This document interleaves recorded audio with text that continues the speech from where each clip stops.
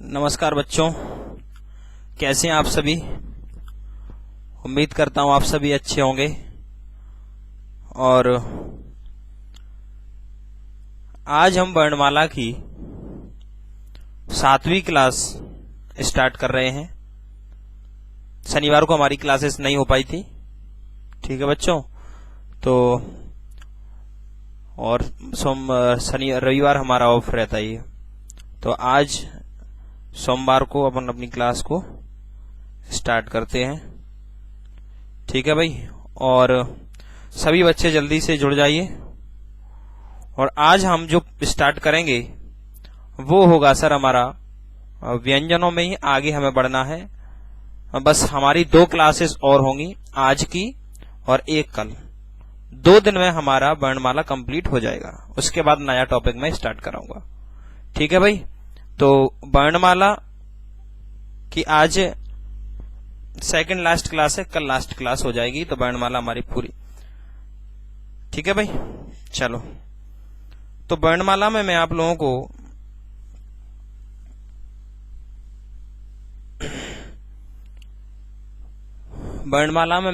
को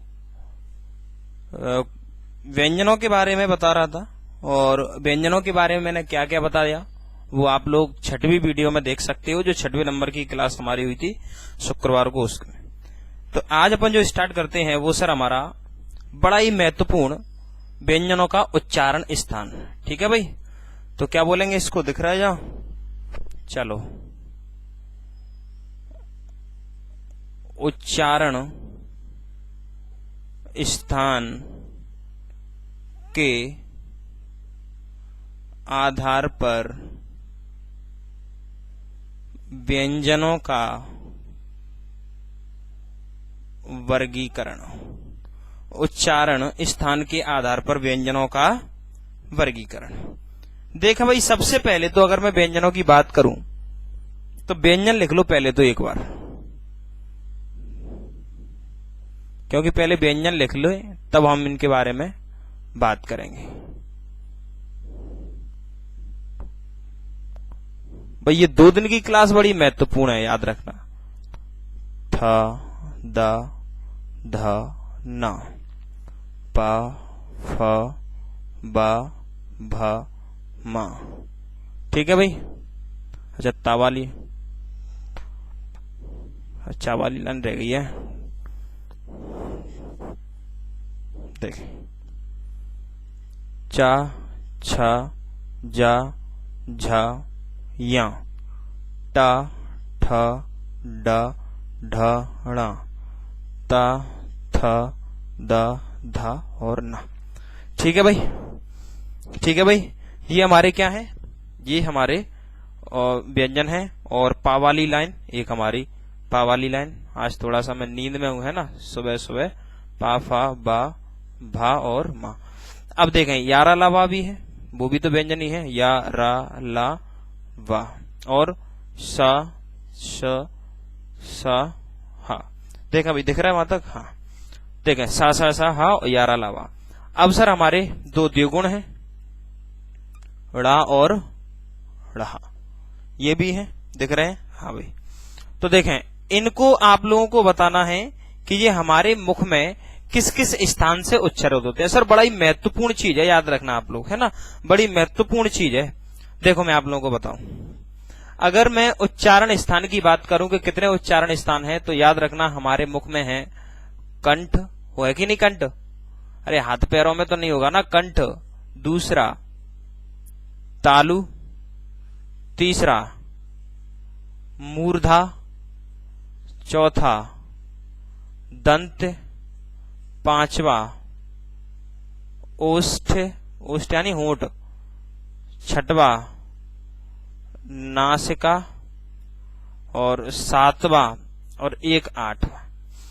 अब याद रखना, जो कंठ, तालु, मूर्धा, दंत, ओष्ठ लिखे हुए हैं और नासिका लिखे हुए हैं, ये हमारे जो 6 लिखे हुए हैं, इन 6 को बोला जाता है हमारे मूल उच्चारण स्थान। क्या बोला जाता है? मूल उच्चारण स्थान। लेकिन सर आपने तो 8 तक नंबरिंग की है, इसका मतलब क्या है?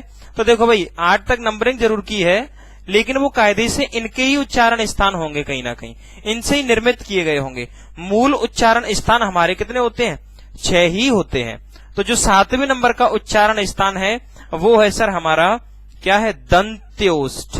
क्या है? दंत्योष्ठ। दांत और ओष्ठ। अब देखना भाई, दंत को हम पढ़ चुके, ओष्ठ तो मिलाकर बनाया गया है सर, इसीलिए ये वाले हमारे कैसे निर्मित हैं। और एक होता है सर हमारा वत्स्य। क्या बोलते हैं सर? वत्स्य। इसको बोलते हैं दांतों की जड़ या दंत मूल, है ना। मूल यानी जड़, दांतों की जड़ भी एक उच्चारण स्थान हमारा होता है। तो कितने हमारे उच्चारण स्थान हैं? तो हमारे उच्चारण स्थान हमारे कितने हैं? 8।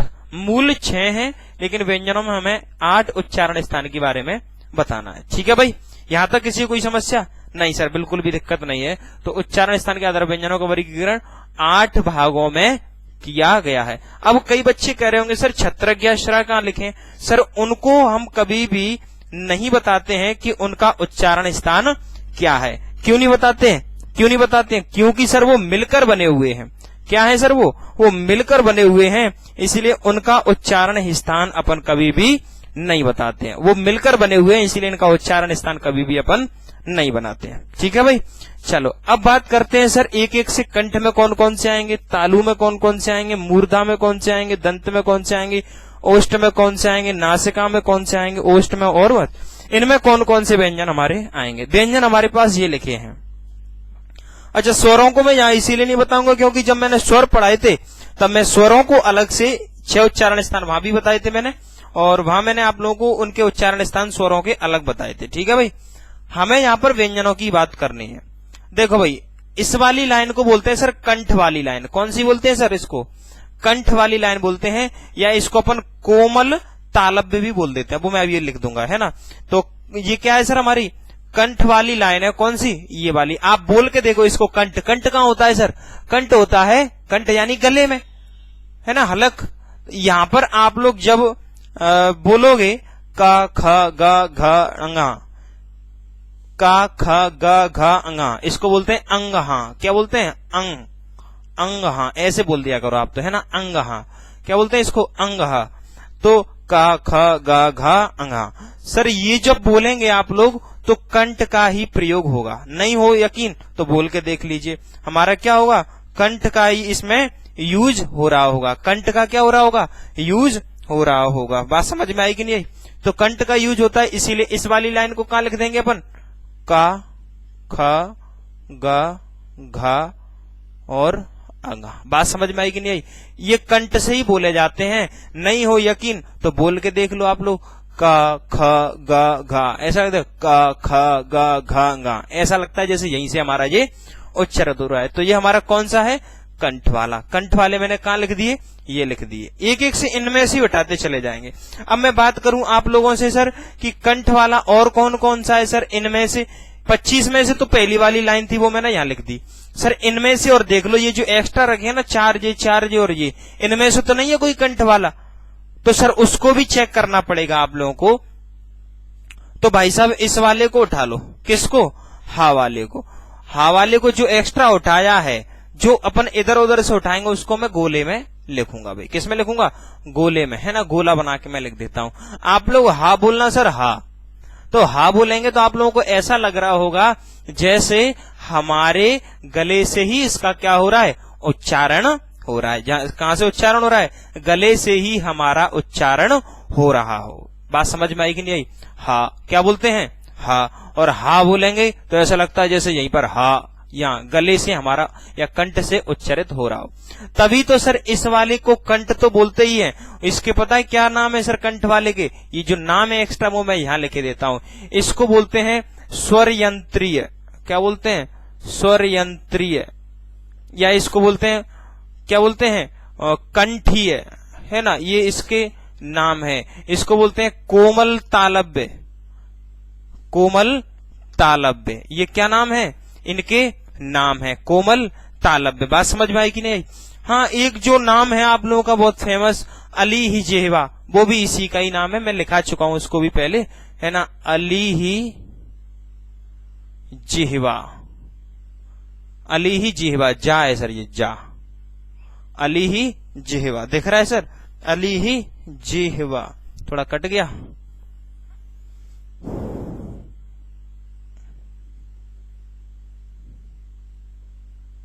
अब नहीं कटेगा। अली है जिह्वा सर, है ना। किसका नाम है? इस कंठ वाले का ही नाम है ना। तो कंठ बोल दे, स्वर यंत्रीय बोल दे, या कंठीय बोल दे, या कोमल तालव्य बोल दे। कोमल तालव्य यानी इसी को कोमल, इसका ऊपर वाला रूप कोमल तालव्य होता है, इसको खुद को कठोर तालव्य बोलते हैं। लेकिन वो बाद की बातें हैं, पहले आप लोग तो इतना याद रखो कि सर ये हमारे कंठ से बोले जाते हैं। तो सर हम यहाँ से किसको हटा दें, और हा भी हमारा इसी में ही आया है ना, तो सर यहाँ से हम किसको हटा देंगे? यहाँ से हम हा को हटा देंगे सर। ठीक है सर, आपने हा को हटा दिया। अब बात आती है सर किसकी? अब बात आती है तालु की। किसकी बात आती है? तालु की। तालु यानी क्या होता है? तालव्य। तालु यानी क्या होता है? तालव्य। देखो भाई, इसको आपने अभी क्या बोला था? इसको बोला था आपने कोमल तालव्य। सर ये वाला होता है कायदे से कठोर तालव्य। क्या होता है सर? ये हमारा कठोर तालव्य है ना। क्या होता है सर हमारा? ये कठोर तालव्य। कट रहा है। चलो इसको अपन आगे लिखेंगे, जब आप जैसे आपने वहां पर लिखा था ना अभी, ऐसे इसको भी अपन कहाँ लिखेंगे? आगे। जब ये अक्षर लिख देंगे उसके बाद लिखेंगे जिनके एक्स्ट्रा नाम है वो अपन उधर लिखेंगे। सर पहली बात तो सर तालु या तालव्य का मतलब क्या है और डिजाइन कहाँ है सर? इसका सर पोजीशन कहाँ है हमारे मुख में? मुख में पोजीशन कहाँ है किसकी? तालु की। तो सर तालु आपके मुंह में सर बहुत ज्यादा मात्रा में दिया हुआ है, आप लोग देख सकते हो। जैसे ये रहा हमारा मुख का ऊपर का भाग है ना, और ये रखी है हमारी जीभ। क्या रखी हुई है सर हमारी? ये जीभ। तो जीभ के जस्ट ऊपर का जो खोखला सा भाग है, जो कर्व एरिया है, कर्व्ड सरफेस एरिया होगा, सरफेस तो नहीं है, आंतरिक एरिया है, अंदर का जो कर्व एरिया है, उसी को ही अपन बोलते हैं क्या? उसी को ही बोलते हैं अपन तालु। बात समझ में आई कि नहीं आई? इसी को अपन क्या बोलते हैं? इसी को अपन बोलते हैं तालु। तालु बोलते हैं। कैसे होता है सर तालु हमारा? तालु हमेशा ऐसे रहता है और जीभ हमारी ऐसे रहती है, और जीभ इसमें ऐसे जाती है जब अपन किसका उच्चारण करते हैं? चा का। देखो कैसे, ये तालु है और जीभ ऊपर की साइड जाएगी और उस गड्ढा वाले भाग में ऐसे चिपक रही होगी। चा, छा, जा, झा, न्या। चा, छा, जा, झा, न्या। बात समझ में आएगी नहीं आई? इसको क्या बोलते हैं? न्या। ऐसे बोलते हैं इसको, या। कैसे बोलते हैं? न्या। बात समझ में आई? तो तालु का मतलब होता है ऐसा गड्ढा सा भाग, और नीचे हमारे यहाँ जीभ नॉर्मल डली रहती है। जब चा, छा, जा, झा, यहाँ को बोलते हैं तो जीभ ऊपर इसमें चिपकने का प्रयास करती है, इतने एरिया में है ना। ऊपर कहाँ? इससे टच हो जाती है तालु वाले भाग से। इसीलिए इसमें कौन कौन से आएंगे? ये वाली लाइन पूरी है ना। तो चा, छा, जा, झा, न्या। कौन से आएंगे? या। इसको या बोलते हैं, ये लिखा हुआ है या।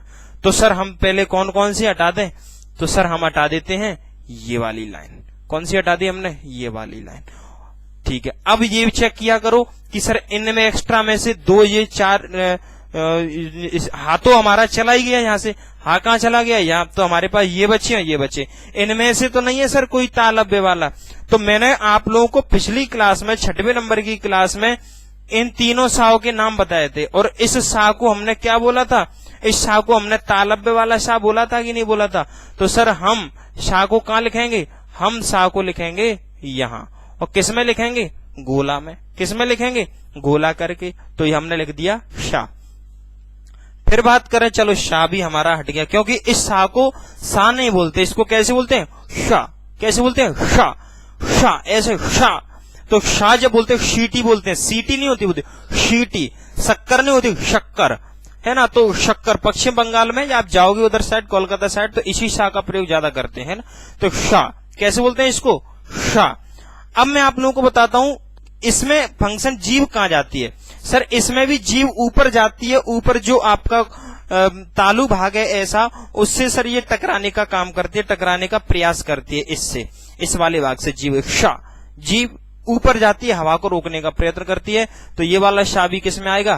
तालु में आएगा। तो सर अपन इसको यहाँ से हटा दें, इरेज कर दें सर। हाँ सर, एक एक से सब एलिमिनेट होते चले जा रहे हैं। सबसे पहले हा हटा था, वो कहाँ गया था? कंठ में, क्योंकि हा हमारा कहाँ से बोला जाता है? कंठ से। अब बात आती है सर ये तो सा नहीं है, ये वाले सा किसी दूसरी पोजीशन में आएंगे, इसमें से एक चला गया। अब मैं बात करता हूं सर इस या को बोलना या। या कैसे बोलते हैं इसको? या। या जब बोलेंगे तो जीभ हमारी ऊपर तालु में फिर से टच करती है, जीभ हमारी फिर से तालु में कहा जाती है, ऊपर यहां टच करने का प्रयास करती है। और कैसे टच करती है? या, कैसे बोलते हैं? या। जीभ ऊपर तालु से फिर टकराती है, इसका मतलब या हमारा फिर से कहाँ आएगा? जो एक्स्ट्रा आ रहे हैं, इन लाइनों के अलावा जो एक्स्ट्रा आ रहे हैं उनको अपन किस में लिख रहे हैं? गोले में लिख रहे हैं। बात समझ में आई कि नहीं आई? तो सर हमारा यहां से कौन एलिमिनेट हो जाएगा? हमारा या भी यहां से एलिमिनेट हो जाएगा। बात समझ में आई कि नहीं आई? चलो अब बात आती है सर मूर्धा, कि सर मूर्धा क्या होता है? तो मूर्धा का मतलब, अच्छा इसको नाम एक्स्ट्रा क्या था किस वाले का? तालु का। तो इसको बोलते हैं कठोर तालु या कठोर तालव्य। एक्स्ट्रा नाम अपन उनके बाद में लिख रहे हैं, ठीक है भाई। कठोर तालव्य, ये अली ही जीवा तो इसका है भाई, है ना, ये यहां पर लिखना। अब देखो भाई मूर्धा वाले कौन कौन से हैं। मूर्धा का मतलब होता है ये, मूर्धा नहीं पता अब हमारे मुंह में मूर्धा कहां है, तो वो मैं आप लोगों को बताता हूं मूर्धा कहां है हमारे मुख के अंदर। देखा भाई मूर्धा कहां है? ये रहे सर हमारे दांत। क्या है सर? ये हमारे राक्षसों वाले दांत बने हुए, और दांतों के ऊपर दरदरा सा भाग होगा सर, इसी को क्या बोलते हैं?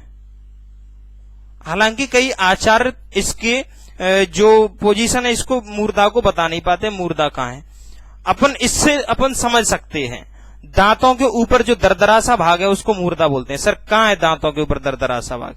बताओ। अब मैं मुंह तो खोल के बताऊंगा नहीं आप लोगों को, लेकिन थोड़ी सी चीज बता देता हूं कि ऊपर वाले दांतों के जस्ट ऊपर ही दरदरा सा भाग होगा सर, दरदरी सरफेस होगी सर थोड़ी सी, और वो दांतों से ऊपर बनी होगी, है ना भाई।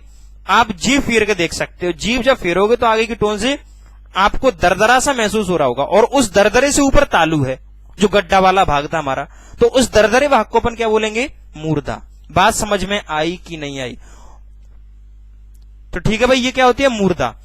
जब अपन सर इनको बोलते हैं, किसको बोलते हैं? टा ठा डा ढ ड़। जब इनको बोलते हैं तो हमारी जीभ इसी मूर्धा पर गिरती है सर। किस पर गिरती है? इसी मूर्धा पर गिरती है। टा ठा इसमें ही फंसा के ग्रिप, इसी दरदरे भाग में आकर ग्रिप, ऐसे जीभ हमारी कैसे जाती है? ऐसे ऐसे जीभ हमारी ग्रिप करती है। बात समझ में आई कि नहीं? ऐसे टा ठा डा ढ ड़। तो जीभ हमारी इसी दरदरे भाग में, इसी दरदरे भाग में क्या करती है? टकराती है और गिरती है। तो हमारे कौन कौन से हो गए मूर्धा वाले? टा ठ ड ढ और ड़। बात समझ में आई कि नहीं आई? हाँ सर आ गई बात समझ में, क्योंकि जो दरदरा भाग होता है वो मूर्धा भाग होता है। सॉरी। देखें अब देखो मैं आप लोगों को बताऊं कि ये वाली लाइन अपन ने किसमें लिख दी? मूर्धा वाले भाग में लिख दी। मुझे ये बताओ ये दोनों किसके रूप हैं? कसम है आप लोगों को पड़ोसी की सही सी बताना, ये किसके रूप हैं? आप कहोगे सर ये इन दोनों के ही रूप है। किसके रूप हैं? अरे इन दोनों के ही रूप तो हैं, जो अलग से लिख दिए हैं बस बिंदी लगा के, और इनके नामकरण अपन पहले ही पढ़ चुके कि क्या क्या इनको बोलते हैं। तो सर ये जो इनके ओरिजिनल रूप अगर मूर्धा में लिखे हैं तो पक्की बात है ये भाई साहब भी किसमें लिखे जाएंगे?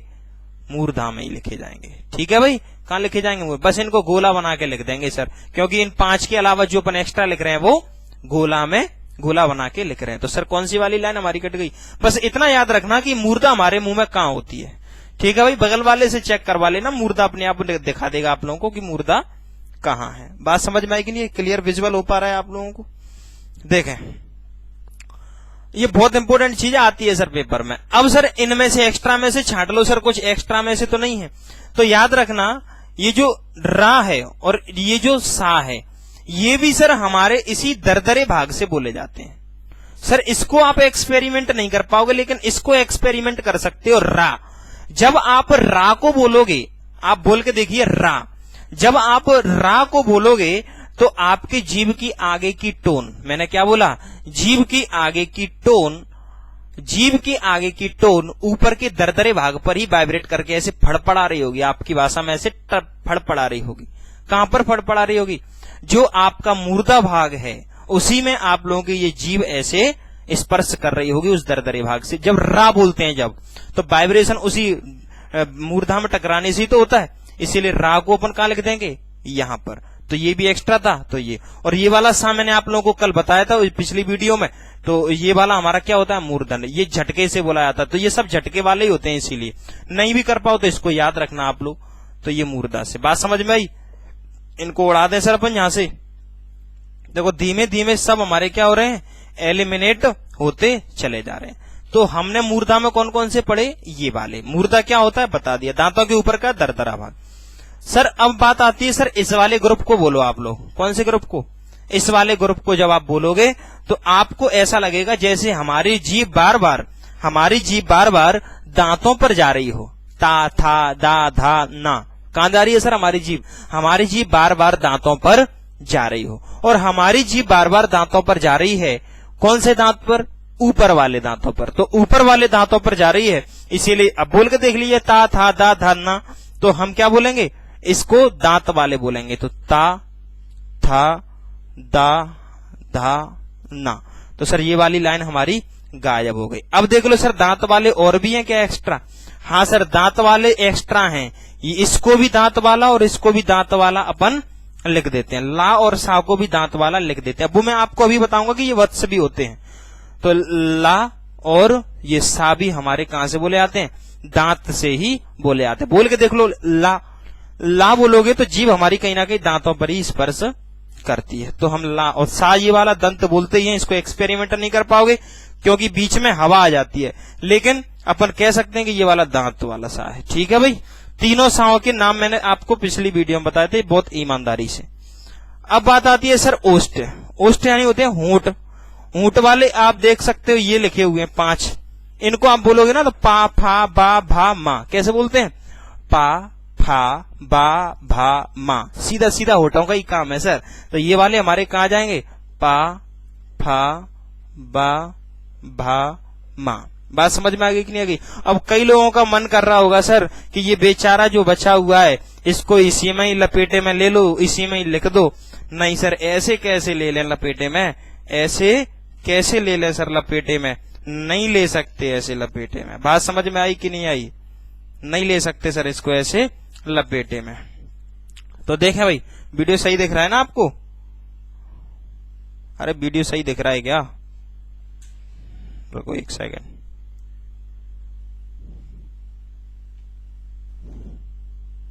देखें अब सही दिख रहा होगा। अब देखें, अब हमारे पास बचा ये वाह। तो सर कई लोगों का मन कर रहा होगा सर इस वाह को हम कहां लिखें, इस वाह को हम कहां लिखें, कई लोगों का मन कर रहा होगा सर इस वाह को कहां लिखें। तो कई लोग तो ये कह रहे होंगे सीधा सीधा कि होठों में ही लिख दो, होठों से ही बुलाया होगा। नहीं सर, ये वाह नहीं है, ये वाह नहीं बोलते इसको, ऐसे बोलते हैं वाह। कैसे बोलते हैं, वाह। ऊपर के दांत नीचे के होठों को कट कर लेते हैं सर, ऊपर के दांत नीचे के होठों को कट करते हैं ऐसे, है ना भाई। तो ऊपर के दांत नीचे के होठों को ऐसे बोला जाता है। तो इसीलिए दांत और होठों के सहयोग से बोला जाता है। कैसे बोला जाता है, दंत और ओष्ठ, दांत और होठों के सहयोग से ये बोला जाता है, इसीलिए इसको बोलते हैं दंत्योष्ठ। तो ये किस में लिखा जाएगा, वाह, इसमें लिखा जाएगा। बात समझ में आएगी नहीं। अब मैं आप लोगों से एक क्वेश्चन पूछ रहा हूं, ये बताओ सर फा हमारा कहां लिखा जाता है, फा। कहोगे सर फा तो ये लिखा हुआ है, कहां गया, पा फा बा भा मा, फा ये रहा सर ओष्ठ में। लेकिन सर ये फा तो सही लिखा हुआ है, अगर मैं फा के नीचे नुक्ता लगा दूं ना, नुक्ता, और ये भी बताऊंगा नुक्ता 5 वर्णों के नीचे ही लगता है ना, वो अपन अभी आगे जानेंगे। लेकिन ये जो फा है, इस फा में नीचे क्या लगा हुआ है, नुक्ता। ये क्या करता है, भारीपन लाता है किसी चीज में। जैसे मान लो आपके सामने लिखा है जा, अगर इसके नीचे बिंदी लगा दूं क्या बोलेंगे, जा, क्या बोलेंगे, जा।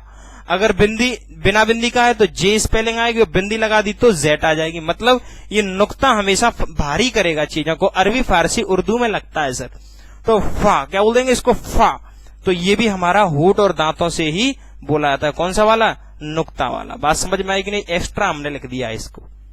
चलो, अब कई बच्चे कह रहे होंगे सर कि आपने तो सर पूरी धज्जियां उड़ा दी, हमारे पास ना तो 6वें नंबर का और ना 8वें नंबर के लिए कुछ बचा ही नहीं।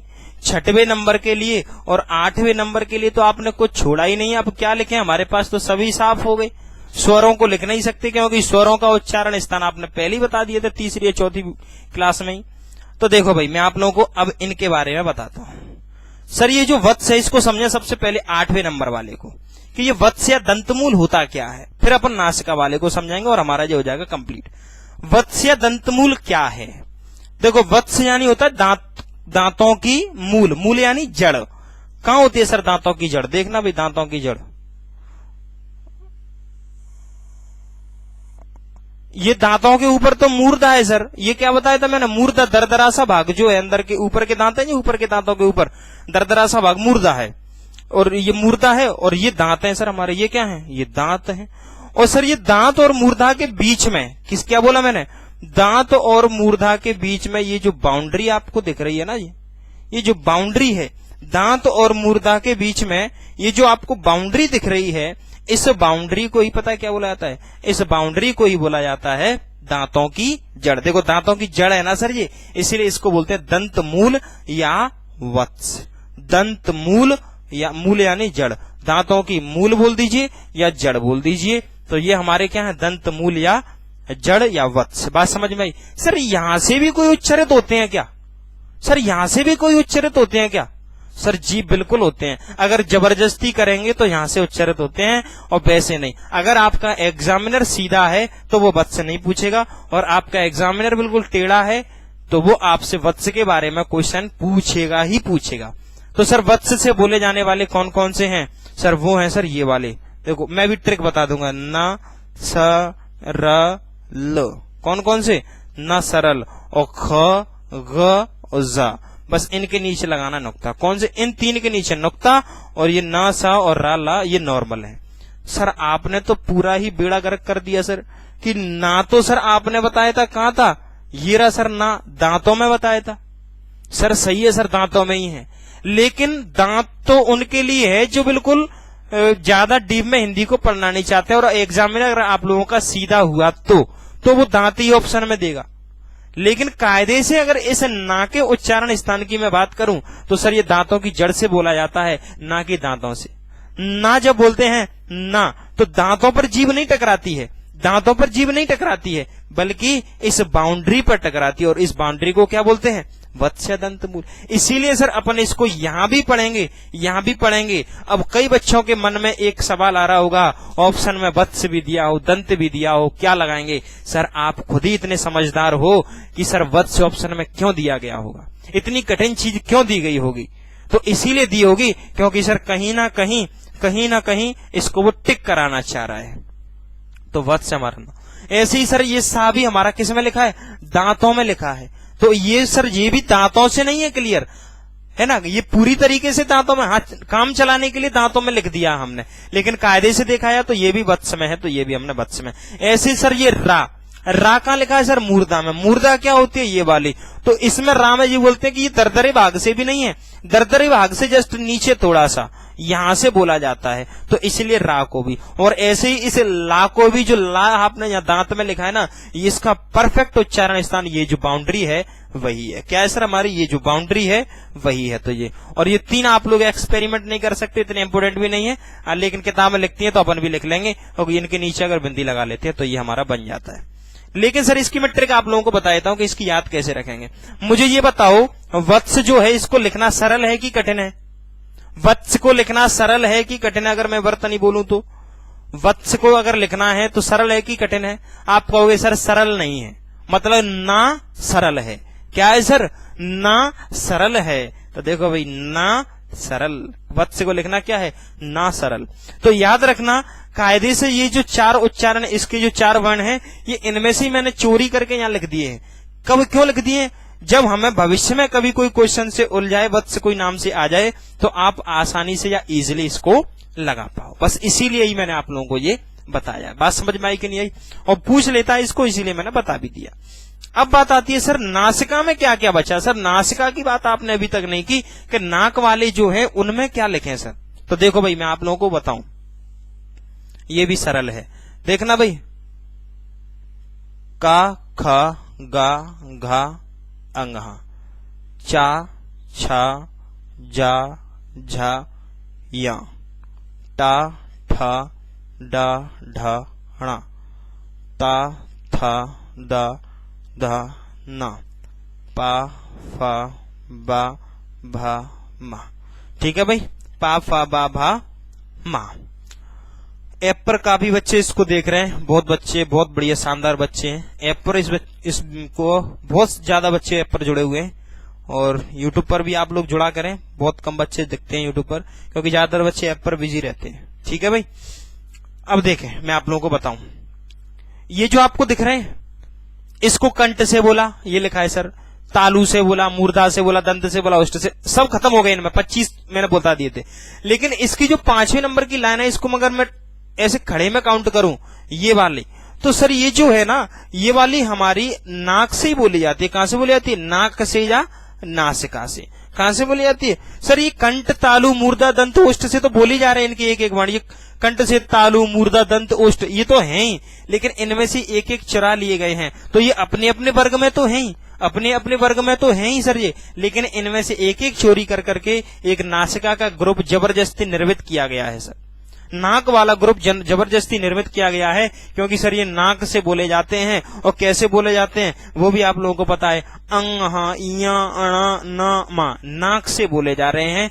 एक एक इनमें से ही चोरी किया गया है। इसीलिए मैंने आप लोगों को पिछली क्लास में, शायद पिछली कौन सी थी, इसको नासिका को मैंने बोला था, इन वर्णों को मैंने बोला था द्विस्थानिक। इसीलिए तो बोलते हैं द्विस्थानिक। द्विस्थानिक बोलने का मतलब है ये दो स्थानों से बोले जाते हैं। कहां से बोले जाते हैं? दो स्थानों से ये बोले जाते हैं। कौन से? एक तो नाक में भी आते हैं और अपने अपने वर्ग में तो ये आ ही रहे हैं। ये कंठ में भी आ रहा है बेचारा और नाक में भी आ रहा है। ये हमारा तालु में भी आ रहा है, नाक में भी ऐसे ये सब हमारे अपने अपने वर्ग में तो आ ही रहे हैं, लेकिन नासिका वाला एक ग्रुप भी ये बना रहे हैं। तो सर कौन कौन से हैं?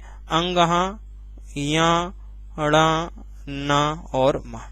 बात समझ में आई कि नहीं आई? सर बहुत अच्छे से आ गई। तो ये थे सर हमारे क्या, ये थे हमारे, अच्छा कांकल्य इसमें नहीं लिखा, इसमें कांकल्य है सर। कांकल्य भी तो बोलती है ना इसी को, कंठ वाले को कांकल्य बोलते हैं कि नहीं बोलते? तो स्वर यंत्र ये कंठ, ये के तो कंठ तो समझ में आया, इसकी जगह कांकल्य लिख लीजिए। कांकल्य है ना, इसको कांकल्य भी बोलते हैं, वो तो आपको पता है। कोमल तालव्य है ना, इनके नाम में वो उलझा लेता है। बात समझ में आई कि नहीं आई? इसका जल्दी से फटक से स्क्रीनशॉट लीजिए, जिससे अपन आगे थोड़ा सा बढ़ेंगे। जल्दी से स्क्रीनशॉट ले लीजिए, है ना भाई, जल्दी से इसका स्क्रीनशॉट ले लीजिए। चलो अब आते हैं सर अपन छोटी छोटी कुछ बातों को जान लेते हैं। ये सरल, ये वाली चीज पेपर में आती है, इसलिए ये कम से कम हमारा आधा घंटा ये खा गई, क्योंकि ये हमारे पेपर में इससे क्वेश्चन बनते हैं। मैं आपको बहुत शानदार, कल की जो क्लास रहेगी याद रखना, वो बहुत एडवांस क्लास है। पुराने बच्चे भी उसको देखें, जो मेरे से पढ़ चुके हैं वो भी देखें भाई, ठीक है। अब देखें, अब बात आती है सर हमारी, मैं दो छोटी सी चीजों को बता देता हूं, अब फिर उसके बाद और चीजें ले लेंगे एक आध, कि व्यंजन गुच्छ और दूसरा होता है द्वित्व। द्वित्व व्यंजन है ना, और द्वित्व बोल दीजिए या इसको युग्मन बोल दीजिए, एक ही बात है। द्वित्व बोल दीजिए या युग्मन बोल दीजिए, है ना, द्वित्व या युग्मन व्यंजन, ठीक है भाई। व्यंजन गुच्छ या द्वित्व युग्मन व्यंजन, व्यंजन लिखना है, ध्वनि लिख दीजिए आप, तो द्वित्व या युग्मन लिख लीजिए सीधा, है ना। देखो व्यंजन गुच्छ ये क्या होते हैं, ये तो सर क्लियर है। अगर मैं यहां पर मैं द्वित्व आप लोगों को दिख रहा ना, इस द्वित्व, तो द्वित्व का मतलब क्या है? डबल। द्वित्व का मतलब क्या होता है? डबल। युग्म यानी क्या होता है? डबल या जोड़ा, एक ही बात है सर, डबल के ही ये मीनिंग है। और व्यंजन गुच्छ का मतलब, गुच्छ, गुच्छ नहीं होता सर, ये चाबियों का गुच्छा, गुच्छा से बना हुआ शब्द गुच्छ है। अब देखो इसमें कुछ है नहीं, मैं अगर इसकी बात करूं, इसकी बाद में करेंगे, पहले इसकी बात कर लेते हैं। इसकी डेफिनेशन होती है एक जैसे दो व्यंजन आपस में जुड़े, जिसमें एक आधा, दिख रहा है यहां तक, एक आधा और दूसरा पूरा हो, ठीक है भाई। ये इसकी डेफिनेशन है। एक जैसे दो व्यंजन, इस वाली बात को गौर करना, एक जैसे दो व्यंजन एक जैसे होने चाहिए, आपस में जुड़े हों, और एक कैसा हो? एक आधा हो और दूसरा पूरा हो। देखो कैसे, जैसे मैं आप लोगों के सामने उदाहरण की बात करूं, मैं आपके सामने लिखूं, जैसे आपके किताबों ने दिल्ली को समझाया है, दिल्ली, तो देखा भाई एक ला दूसरे ला से जुड़ा हुआ है, एक आधा और एक पूरा, एक जैसे, ठीक है भाई, ये हो गया। जैसे कक्का, एक आधा है, एक पूरे से जुड़ा हुआ, इस वाले को नहीं देखना, ये हमारे कोई मतलब का नहीं है, हमें ये देखना है बस। ऐसे ही सर सच्चा, सच्चा सही है कि नहीं है? जैसे मैं आपके सामने बोलूं पक्का, पक्का में भी देखो दो का जुड़े हुए, मतलब एक आधा और एक पूरा होना चाहिए, तो ये हमारे डबल बन जाते हैं। क्या बन जाते हैं? डबल ध्वनियां प्रयुक्त हो जाती हैं, तो इसको ही बोलते हैं द्वित्व या युग्मन। क्या बोलते हैं? द्वित्व या युग्मन। मैं आपसे पूछूं सर, क्या ये उज्ज्वल हमारा, देखना भाई उज्ज्वल, क्या उज्ज्वल हमारा द्वित्व या युग्मन है? क्या उज्ज्वल हमारा द्वित्व या युग्मन है? आप कहोगे सर ये नहीं है। क्यों नहीं है? क्योंकि सर आपने बोला था एक आधा और एक पूरा, एक आधा और दूसरा वाला पूरा। सर इसमें एक आधा है और दूसरा वाला जो उस जैसा ही दिख रहा है वो भी आधा ही है सर। और मैंने क्या बताया था कि एक आधा होना चाहिए और एक पूरे वाले से जुड़ना चाहिए, एक जैसे होना चाहिए। लेकिन एक जैसे तो हैं, लेकिन दोनों ही बेचारे आधे हैं, तो उज्ज्वल हमारा इसका नहीं है। बात समझ में आई कि नहीं? सर व्यंजन गुच्छ क्या होता है? जस्ट इसका ही उल्टा होता है। इसमें जहां एक जैसे लिखा है, यहां अलग अलग, यहां अलग अलग व्यंजन जुड़ जाते हैं, अलग अलग व्यंजन जुड़ जाएं। जैसे मैं आप लोगों के सामने उदाहरण से बोलूं, मैंने बोल दिया त्याग, त्याग, देखो ता है और या है, अलग अलग है। सत्य, देखो ता है और या है ना। मैंने बोलूं सर न्याय, देखो ना है और या है, अलग अलग होने चाहिए, है ना। जैसे अच्छा, चा है और छा है, अलग अलग होने चाहिए। तो अलग अलग जब जुड़ते हैं तो वो क्या बनते हैं सर? हमारे व्यंजन गुच्छ बनते हैं। क्या बनते हैं सर? हमारे वो व्यंजन गुच्छ बनते हैं। बहुत अच्छे बच्चे हो आप लोग, है ना। कैसे बच्चे आप लोग? बहुत अच्छे बच्चे हो, व्यंजन गुच्छ। ठीक है भाई, चलो अब आ जाते हैं अपन थोड़ा सा आगे। हाँ, उज्ज्वल हमारा इसी में ही आएगा बच्चे, है ना, कि उज्ज्वल किस में आएगा? उज्ज्वल व्यंजन गुच्छ में आएगा। क्यों? क्योंकि एक जैसे नहीं जुड़ रहे हैं, अलग अलग जुड़ रहे हैं, इसीलिए। चलो अब बात आती है सर हमारे नेक्स्ट छोटी सी हेडिंग। अब हमें छोटी छोटी हेडिंगों पर अब ध्यान देना है। ठीक है भाई, कैसी हेडिंगों पर ध्यान देना है? छोटी छोटी हेडिंगों पर हमें ध्यान देना है। ठीक है भाई, राजवीर सर का बैच भी आ गया है। ठीक है भाई, तो राजवीर सर का बैच कितने बजे से? मेरे जस्ट इसी बैच के बाद में सर की क्लासेस 11 बजे से करती हैं, है ना। चलो पहली एक ही क्लास हुई है शायद उनकी, साइंस से स्टार्ट किया है। अब देखें भाई, अब आ जाते हैं सर अपन ग्रहित स्वर। क्या होते हैं सर? ग्रहित स्वर, ग्रहित स्वर, इनको बोलते हैं आगत स्वर या आगत ध्वनिया। ग्रहित स्वर या आगत ध्वनि, ग्रहित स्वर बोल दीजिए या ग्रहित ध्वनिया बोल दीजिए, एक ही बात है। ग्रहित स्वर या आगत स्वर, है ना, एक ही बात है। देखो इसका मतलब क्या है, इसकी डेफिनेशन। हिंदी भाषा में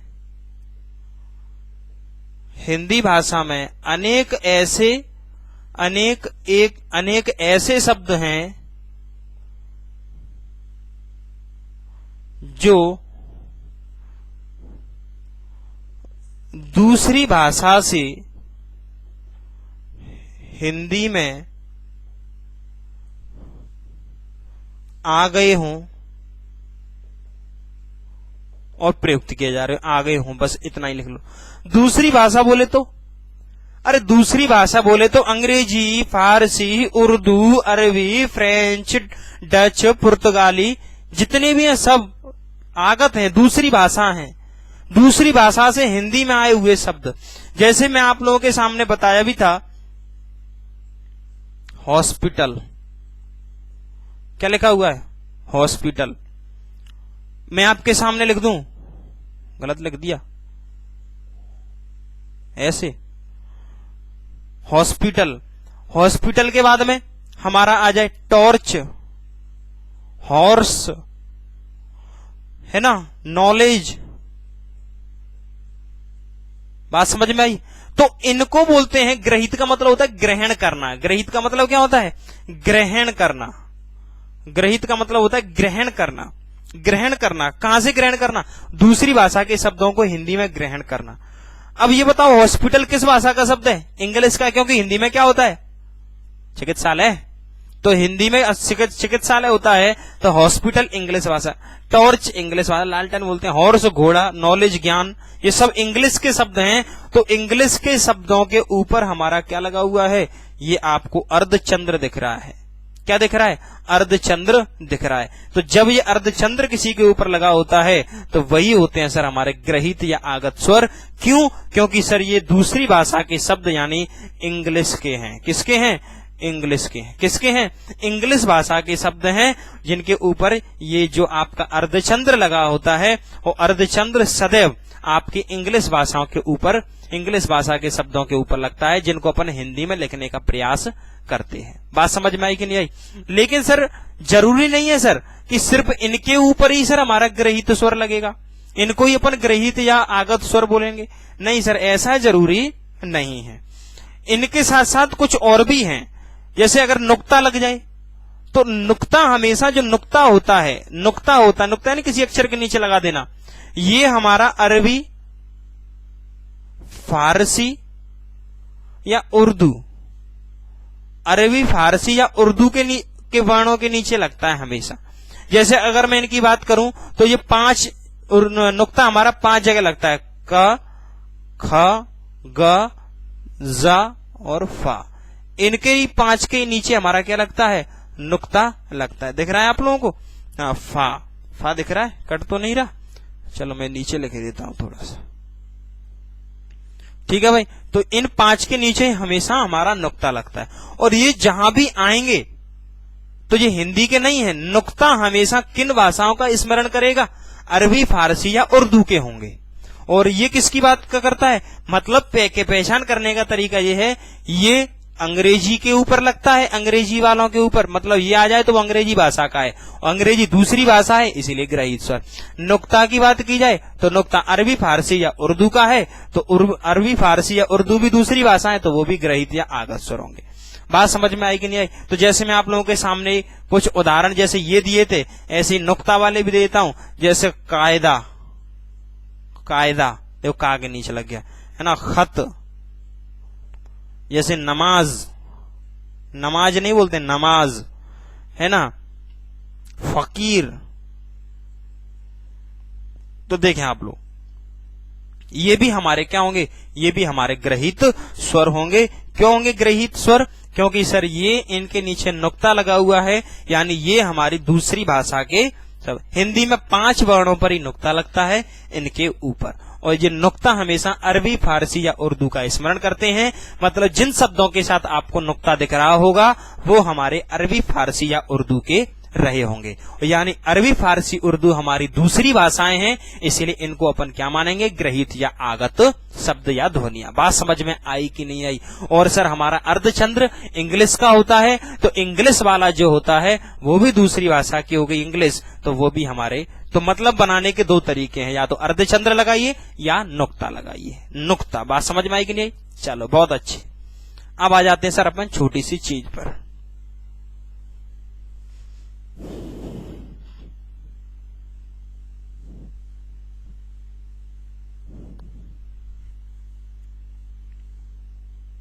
चलो नेक्स्ट है सर हमारा अनुतान।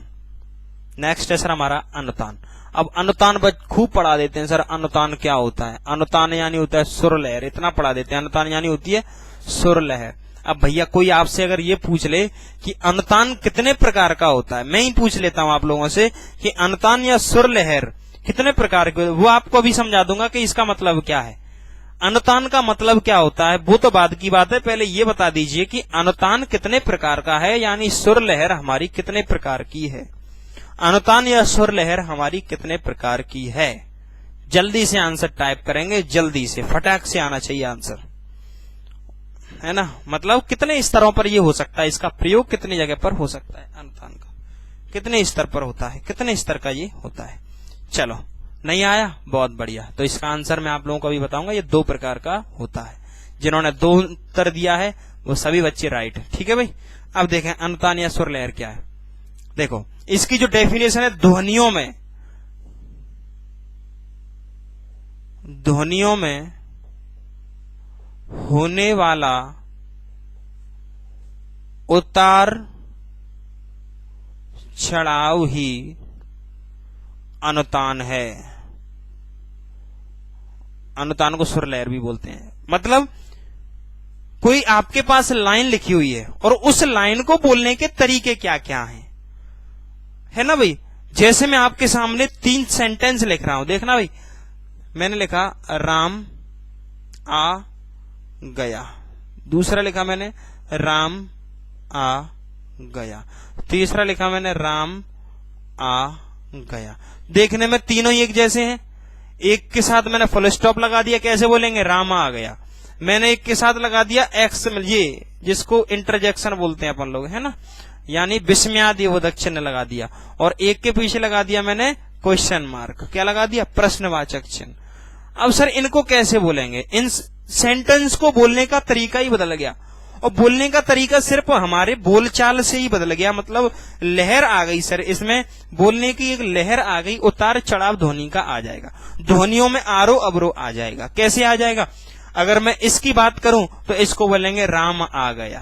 क्या बोलेंगे, राम आ गया। नॉर्मल बोला आपने, कोई दिक्कत नहीं सर। मैं इसकी बात करूं, जब इसमें जो बिंदी लगा देते हैं तो ये क्या करती हैं, ये हमारे आश्चर्य को, घृणा को, शोक को, उत्साह, क्रोध, भय, जुगुप्सा सबको बताता है। तो इसका मतलब जब इसको अपन बोलेंगे राम आ गया तो कैसे बोलेंगे, राम आ गया। कैसे बोलेंगे, राम आ गया। पहले वाले को कैसे बोल रहे थे, राम आ गया। इसको कैसे बोलेंगे, राम आ गया। तो राम आ गया मतलब आपने आश्चर्य में इसको बोला है। कैसे बोला है, आश्चर्य में आपने बोला है। इसका मतलब सेंटेंस को बोलने का तरीका यहां पर चेंज हो गया। क्या लगाने से, ये लगाने से। तो ये सर हमारी सुर लहर इसमें प्रयुक्त हुई है कि नहीं, हाँ सर। उतार चढ़ाव आ गया, राम आ गया। तो इसका मतलब है थोड़ा सा अपन आश्चर्य में बोले तो हमें बोलने का तरीका बदलना पड़ा, इसमें थोड़ी सी हमें फोर्स देना पड़ा, सुर लहर इसमें चेंज हुई, स्वरों का आरोह अवरोह का क्रम बदला, यानी इसमें उतार चढ़ाव ध्वनि का हुआ है, इसीलिए ये हमारा अनुतान या सुर लहर है। सर इसकी बात करूं तो ये कैसे बोला जाएगा, इसको बोला राम आ गया, इसको बोला राम आ गया, और इसको क्या बोलेंगे, राम आ गया। या देखेंगे अपन पूछ लेते किसी से, राम आ गया, इसका मतलब राम आ गया। तो ये तरीका बोलने का बोला वही है, बस थोड़ा सा स्वर को क्या कर दिया, टोन बढ़ा दी है। आपने क्या कर दिया, थोड़ी सी लहर बढ़ा दी है, बोलने का तरीका बदल दिया है। सीधी बात कहें तो बोलने का क्या कर दिया है, बोलने का तरीका बदल दिया है। यानी यहाँ अपन प्रश्न कर रहे हैं किसी से, तो प्रश्न कर रहे हैं तो यहाँ बोलने का तरीका आ गया, राम आ गया। क्या बोलेंगे, राम आ गया, राम आ गया, राम आ गया। तो ये बोलने के ही तो तरीके हैं। एक ही वाक्य को अलग अलग तरीके से बोलना ही तो क्या है, अनुतान। सेंटेंस वही है, नजरिया अलग अलग है। ठीक है भाई, बात समझ में आई कि नहीं आई। ये सेंटेंस, ये चिन्ह की बदौलत ये हमारे, तो यहाँ पर हमारा क्या काम कर रहा है, इन दो सेंटेंसों में ये नॉर्मल था, ये नॉर्मल सामान्य था, इन दोनों में अनुतान का प्रयोग हुआ है। उतार चढ़ाव, ध्वनि में होने वाला उतार चढ़ाव भी क्या है, हमारा अनुतान है। बात समझ में आई कि नहीं आई। चलो, तो ये तो सर इसकी बात होगी, ये डेफिनेशन अपन लिख लेंगे। लेकिन सर मैं आपको एक चीज और बताना चाहता हूं, यहीं पर एक चीज छोटी सी सुन लीजिए कि ये जो अनुतान होता है, ये जो अनुतान होता है, ये 2 स्तरों पर होता है। जो मैंने आपसे क्वेश्चन पूछा कितने प्रकार का होता है, अनुतान 2 स्तरों पर होता है। अनुतान 2 स्तरों पर होता है। अनुतान कितने स्तरों पर होता है, अनुतान होता है हमारा 2 स्तर पर। एक तो वाक्य में, वाक्य स्तर पर, वाक्य स्तर पर यानी ये वाली कंडीशन जो वाक्य में समझाए थे ना मैंने अभी वाक्य बना के, तो कायदे से वाक्य स्तर पर जो होता है उसको अनुतान ही बोलते हैं। क्या बोलते हैं, अनुतान। ये हमारे अनुतान की कंडीशन थी। और दूसरा होता है सर हमारा शब्द स्तर पर, यानी सर शब्दों में भी उतार चढ़ाव होता है और उसको अकेला बोला जाता है तान। क्या बोला जाता है, तान। शब्द स्तर पर कैसा होता है सर, तो देखो शब्द स्तर पर होता है, जैसे मैं आप लोगों के सामने बोलूं, आपने पीके फिल्म देखी होगी, पीके में सर वो अच्छा को कितनी तरीके से प्रोनाउंसिएशन करता है। मैं अगर नॉर्मल अच्छा लिखा हुआ है तो इसमें भी सुर लहर को मैं या अनुतान को इसमें प्रयोग कर सकता हूं। जरूरी नहीं है सर अनुतान सिर्फ हमारा वाक्यों में ही प्रयोग हो, वाक्यों में प्रयोग होता है तो वाक्य स्तर का होगा, उसको अनुतान बोला जाएगा। और जब इसको अपन सेंटेंस नहीं, इस किसमें सिर्फ एक शब्द में ही अनुतान का प्रयोग करके देखेंगे तो उसको शब्द स्तर को क्या कहेंगे, तान कहेंगे। तो सर वो कौन से कैसे बनेंगे, मैंने आपके सामने लिखा है अच्छा। अगर सर मैं इसी अच्छा को ये लिख देता तो कैसे बोलते इसको? अच्छा, क्या बोलते? अच्छा। मैं बोलता सर देखना, अच्छा, ये अच्छा को खींच रहे हैं सर, बोलने का तरीका ही बदल गया, ध्वनि का ही उतार चढ़ाव कर दिया। मैं बोलता सर अच्छा और प्रश्नवाचक, तो ये भी सर बोलने का तरीका अलग रहा होगा। अच्छा, अच्छा, अच्छा, तो ये बोलने के ही दो तरीके हैं भाई। तो किसी शब्द में भी हमारा क्या हो सकता है? उतार चढ़ाव हो सकता है। बात समझ में आई कि नहीं आई? तो हमारा अनुतान दो स्तर पर होता है। वाक्य में होगा तो अनुतान, ये वाले लिखे हुए हैं उदाहरण, और अगर शब्द स्तर पर होगा तो तान, वो ये लिखे हुए उदाहरण। बात समझ में आई? जल्दी से फटाक से इसका क्या लीजिए, स्क्रीनशॉट लीजिए या लिखिए आप लोग।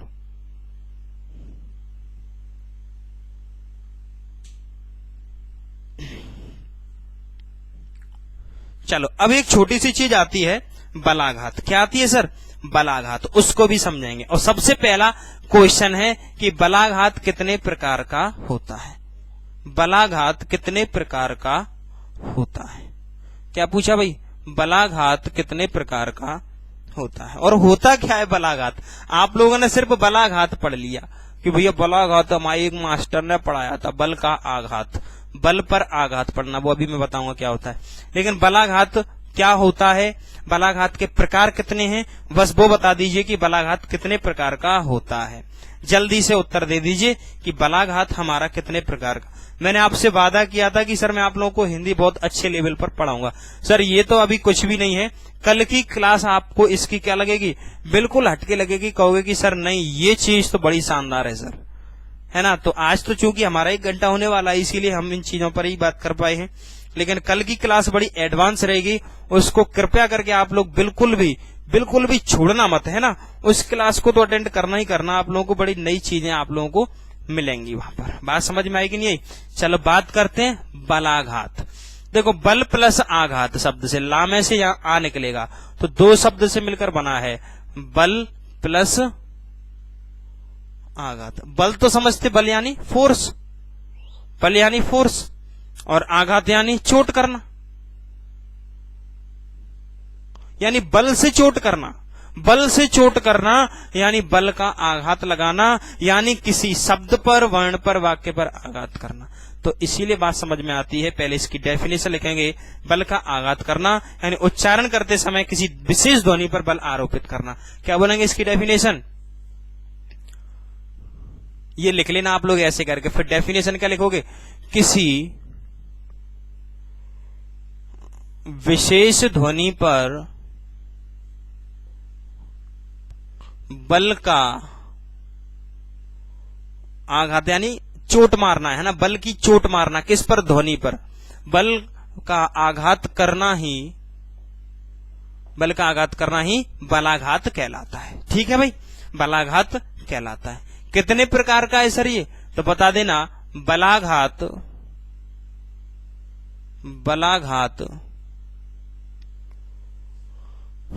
3 प्रकार का।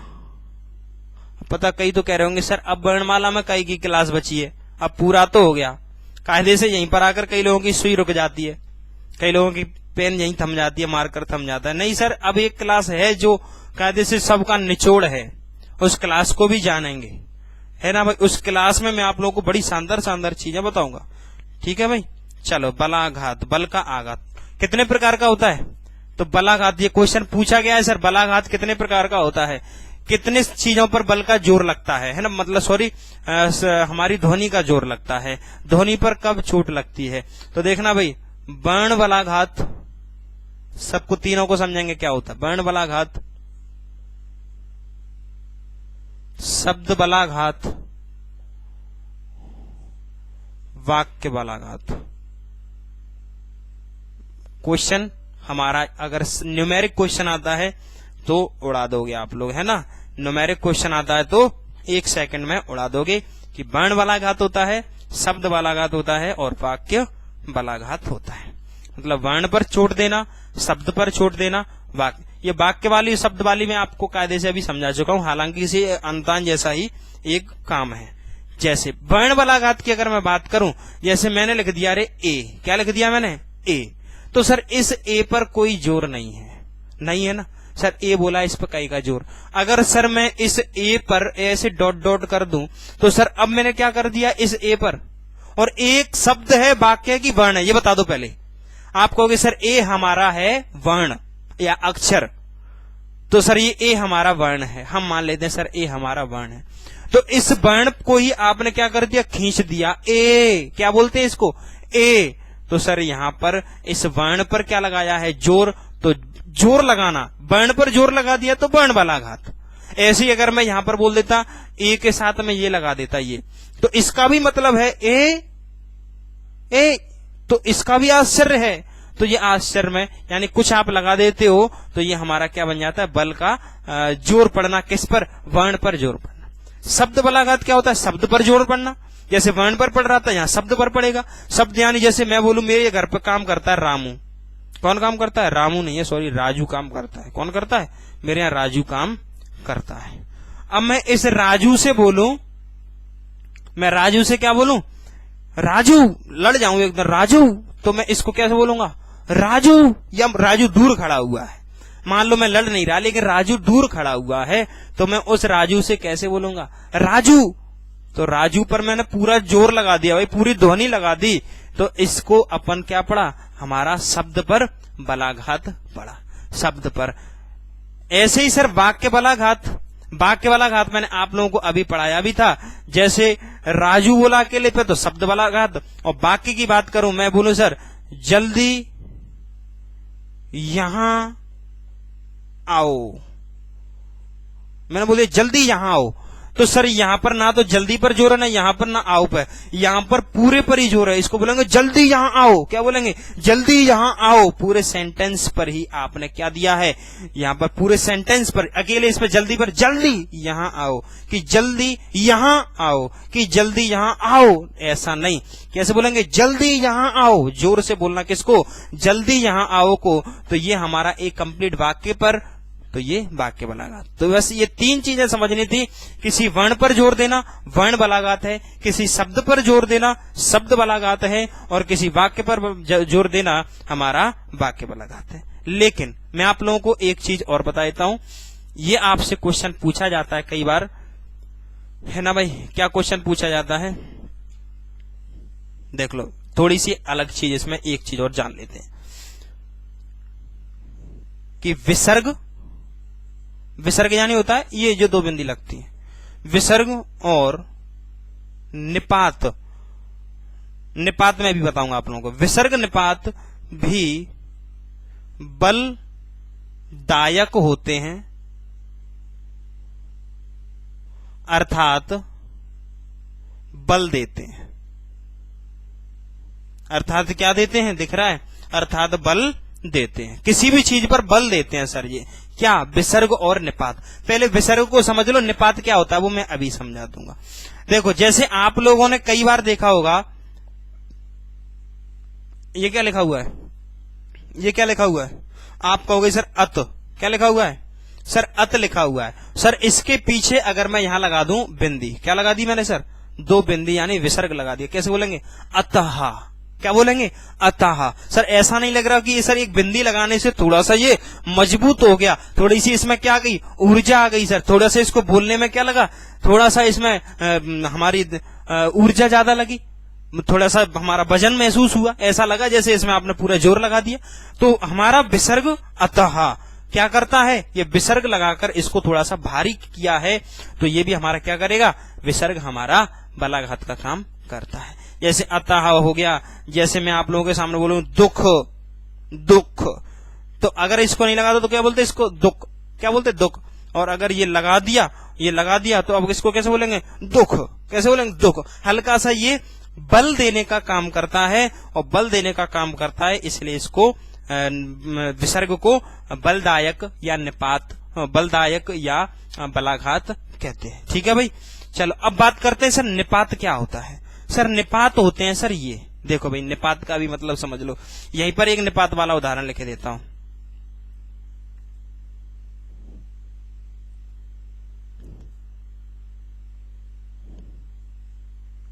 मैं बोलूं सर मुझे सब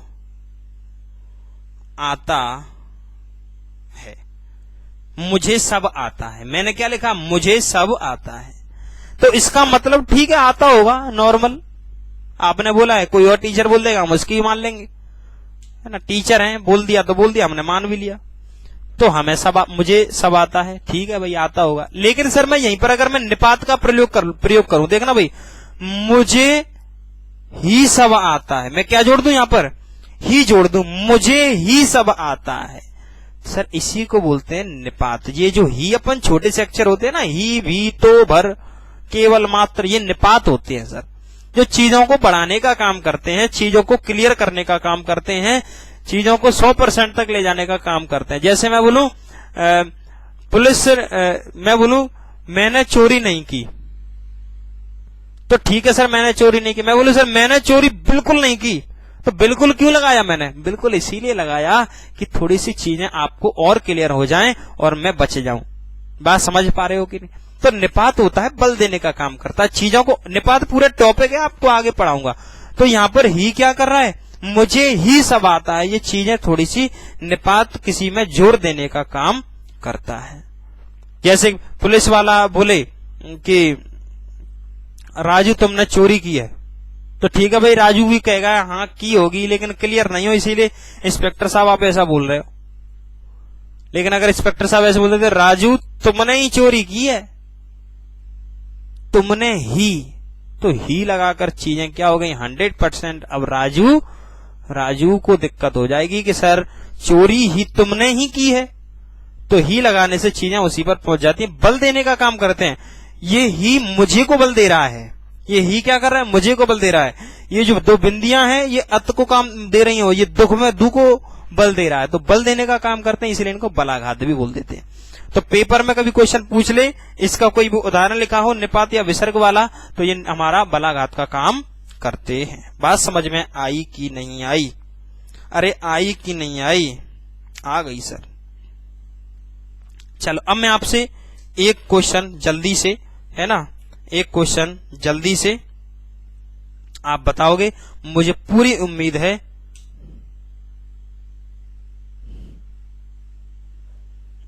देखें मैं 3 क्वेश्चन आपके सामने लिख रहा हूं। अब एडवांस ही चलेगी, पूरी क्या चलेगी, हमारी पूरी एडवांस ही क्लास चलेगी। उसका सिर्फ 1 मिनट की झलक आपको बता देता हूं। कल आप लोग इसमें इसका आनंद लेना और चीजों को थोड़ा औरों से बेहतर करना। देखा भाई, मैं आप लोगों से पहला क्वेश्चन बोलता हूं। ये क्वेश्चन पूछा जाता है, मयूर यानी मोर, मयूर की बोली के समान वाला स्वर कौन सा है? पहला क्वेश्चन। दूसरा क्वेश्चन, सबके आंसर चाहिए मुझे। दूसरा क्वेश्चन है हमारा, कौवा के बोलने में, कौवा की बोली के समान वाला स्वर कौन सा है? कौवे की बोली के समान वाला स्वर कौन सा है? और तीसरा मैं पूछूं, चुटकी बजाने वाला, है ना, कौन सा? या आंख की पलक गिरना, ये 2 फेमस हैं इसके। आंख की पलक गिरना, आंख की पलक गिरना और चुटकी बजाना। चुटकी बजाने में जो समय लगता है, उतना समय किस स्वर में लगता है? मतलब ये समय के अकॉर्डिंग की बात है कि मयूर की बोली के समान वाला स्वर कौन सा आ जाएगा तो लोगों की क्या उड़ जाएंगी।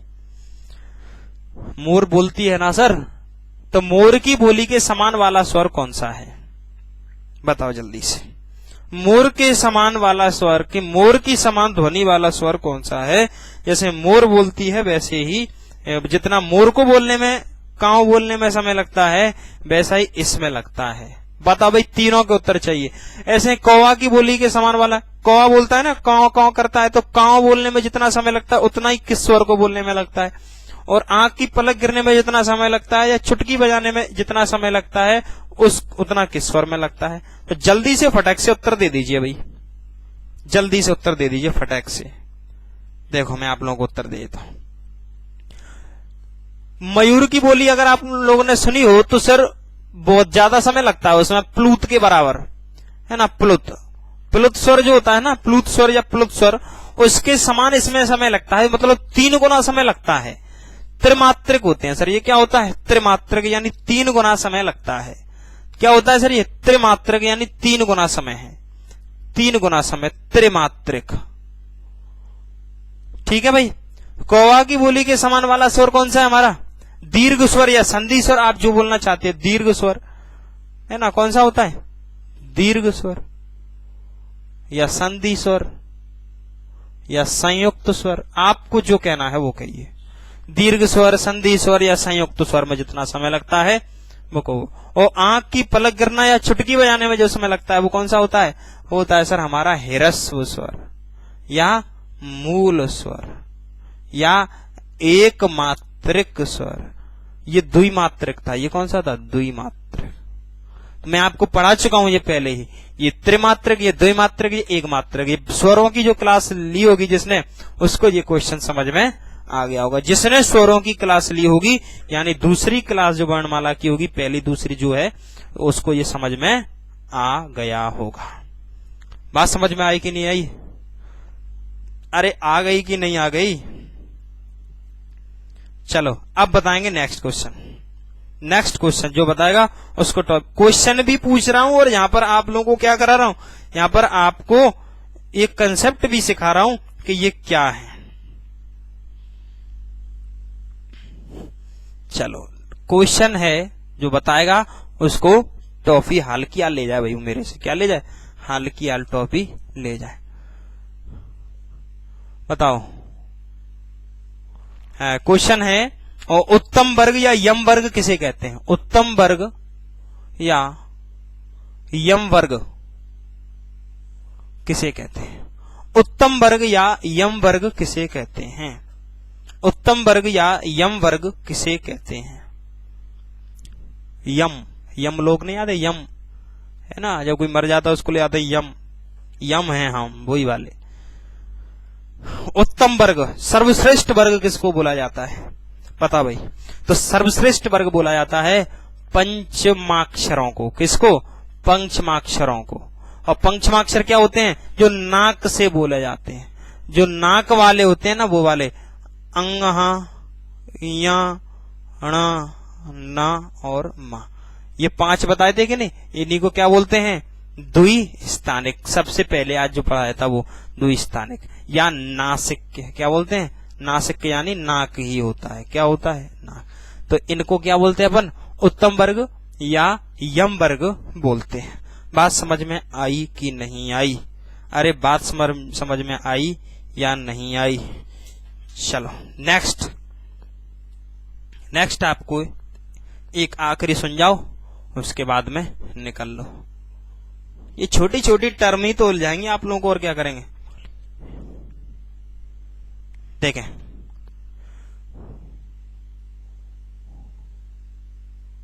उपाली, जिह्वीय या गलविल। उपाली, जिह्वीय, उपाली यानी पीछे, जीभ यानी जीभ, और या गलविल ध्वनि क्या होती है? उपाली, जीभ या गलविल ध्वनि क्या होती है? देखो पहले तो इनका मतलब ही नहीं पता होगा, और किसी को पता हो तो बता दो भाई। उपाली, जीहवी या गलविल क्या होते हैं? उपाली, जीहवी या गलविल क्या होते हैं? बताओ भाई। उपाली, जीहवी या गलविल। उपाली यानी होता है सर, जब अपन जैसे कई लोगों ने, कई लोग क्या, पानी तो सभी पीते हैं। जब अपन पानी पीते हैं तो ऐसा करते हैं, तो पीछे थोड़ी सी हमारी क्या चली जाती है? जब पानी को जाने के लिए भी तो नीचे तो कपाट जहां का खुलता होगा तो थोड़ा सा कपाट पीछे जाता है। ऐसे अपन करते हैं ना। कैसे करते हैं? थूक को लीलना आप लोग, तो आप कैसा करोगे? थोड़ा सा ऐसा करोगे, तो पीछे की साइड को जाना, यानी थोड़ा जीभ के पीछे की साइड। ये रही सर हमारी जीभ, ये जीभ, और यहां पर जीभ थोड़ी सी पीछे की साइड को हट जाए, यहां से कोई चीज बोली जाए तो देखो भाई क्या है इसका मतलब समझे।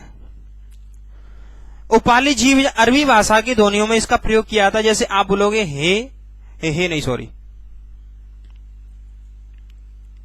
एन हे, ये आप लोग जब इनको बोलोगे ना तो सर एन हे, जब हे बोलते हैं ना सर तो हे नहीं बोलते इसको कि हे, सीधा यहां से नहीं है, हे जब बोला है हे तो हल्की सी हमारी ये जो ठुड्डी है वो थोड़ी पीछे की साइड हो गई, हे ऐसे हल्की सी इसका पीछे जाना ही, यानी जीभ थोड़ी सी पीछे की ओर जाती है, इसी को उपाली जीवा या गलविल होते हैं सर, इसीलिए इसको गलविल या उपाली जीभिया बोलते हैं। हे या एन कैसे बोलते हैं, एन नहीं बोलते एन।